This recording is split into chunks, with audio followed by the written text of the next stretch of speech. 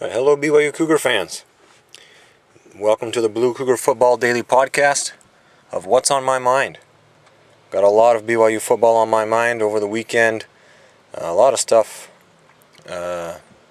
Just a lot of BYU things came on my mind. The game inspired me a lot of things to think about. And let's jump right to it. It's going to be kind of random, but I guarantee you it will be interesting and you'll definitely learn something. First of all, I noticed in the game against, not just in the game against Middle Tennessee State, but also Utah, Brett Thompson, our tight end. He seems to be having a bigger role in the offense little by little as each game goes by. And that's good to see. We have a tight end who's not just having one big game here and then disappearing, but he seems to have, a real role and contributes every game. And it's been a long time since we've had that. That's really nice to see. But at the same time, I'm looking at it, and he's a converted wide receiver.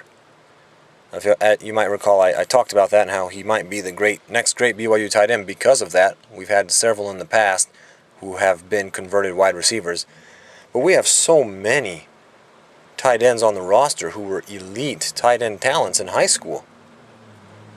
And it just blows my mind how little production we have got from them in their time here. One has been moved over to defense, actually, and the others, they just don't make plays while they're on the field. I'm not sure what the whole problem is. They seem capable of. They have flashes, and you think, wow, that's what we're looking for. We need that just more consistently, but it just doesn't happen. So that's kind of interesting. That's one thing that's been on my mind, just thinking about how it's good to see Thompson out there making some plays, having a role on offense, but at the same time, it's just amazing how we've had to resort to a wide receiver when we have so many great tight ends, or tight ends who were great in high school.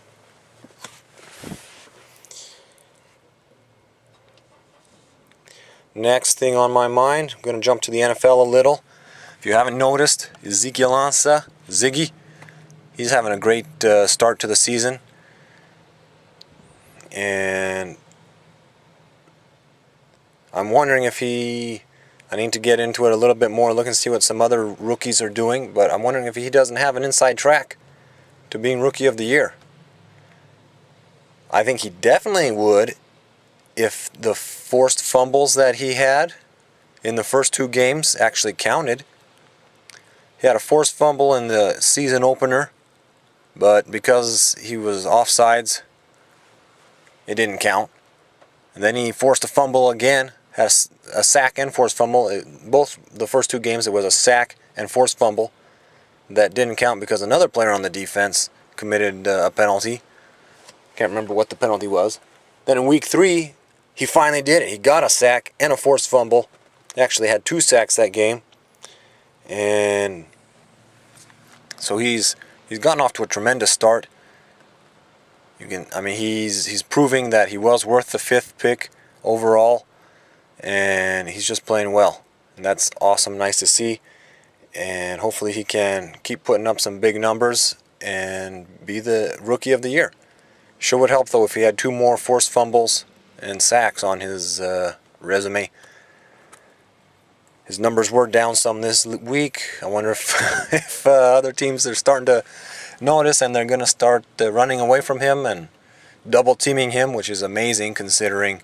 An amazing compliment considering the other guys on that defensive line, Ndamukong Suh, Nick Fairley. That's a big compliment to Ziggy if they are double teaming him. Next thing on my mind, I've noticed and heard, some people, they're kind of upset BYU is not throwing the ball enough. That's not our identity. We're running too much. Or they want to see this proficient in both the run game and the pass game. But really, this season starting the offense. It's starting the same way the offense would start during the Lavelle years. during the Edwards era. I remember several seasons we would come out, we could throw the ball well. That was our bread and butter, so we could throw the ball well. We made sure by the end of fall camp our passing game was competent. We'd throw the ball well, but our run game was almost non-existent. We'd finish games with 20 yards rushing, 12 yards rushing. And it's not like we weren't trying to run the ball. There'd be 30 rush attempts in a game, but we just weren't getting it. That's because the coaches knew that we would have to be good at least one to start the year, and then as the season wore on, they kept working on the run game a little bit more. Then by the end of the year, we were a lot more balanced. We could throw for 300 yards in a game, rush for 150, or throw for 250, rush for 150. And that's what I'm seeing here with the offense. And it's just the opposite. We chose to really work on the read option and run the ball really well with Taysom Hill, his speed and his abilities, and Jamal Williams, his talent. And now we're working on the pass. It's gonna come by the end of the year. We'll have both systems functioning at full go, and we can be very potent, very lethal. At least that's what I'm hoping. I'm just reminded of that's what it was like during the Lavelle era. So let's keep some perspective. Let's have some patience and enjoy it. Because hey, I don't know about you. You know, this whole run or pass identity.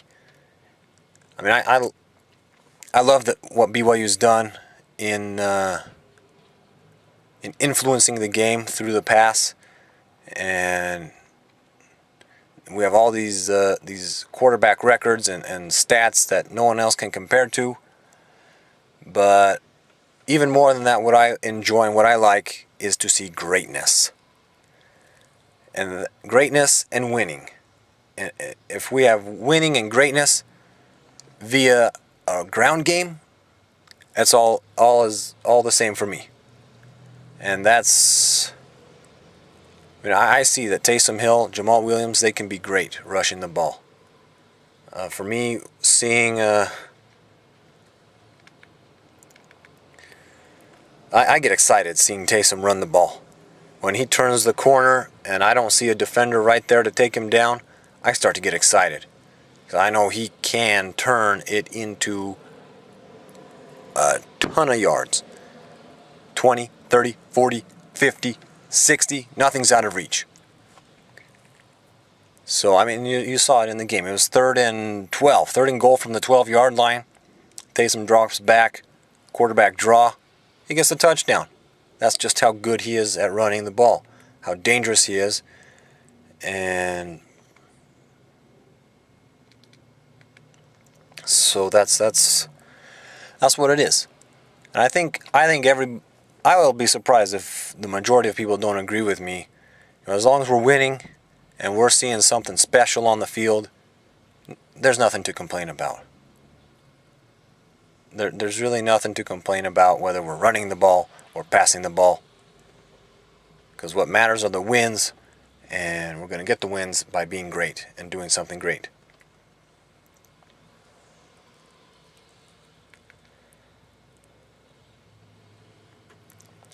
Alright, last thing on my mind, I've got I was watching the ESPN production, The Book of Manning. I don't know how many of you saw that, with just talking about Archie Manning, Peyton Manning, and Eli Manning, as well as their brother Cooper Manning as well, and just their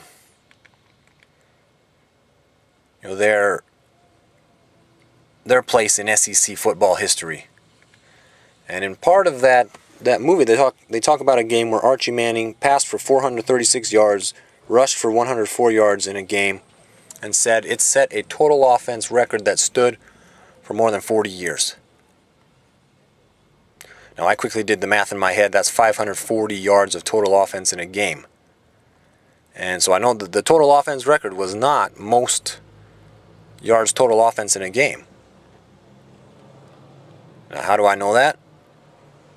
Well, because a BYU quarterback just a couple years before by the name of Virgil Carter had 599 in a game. 513 passing, 86 rushing.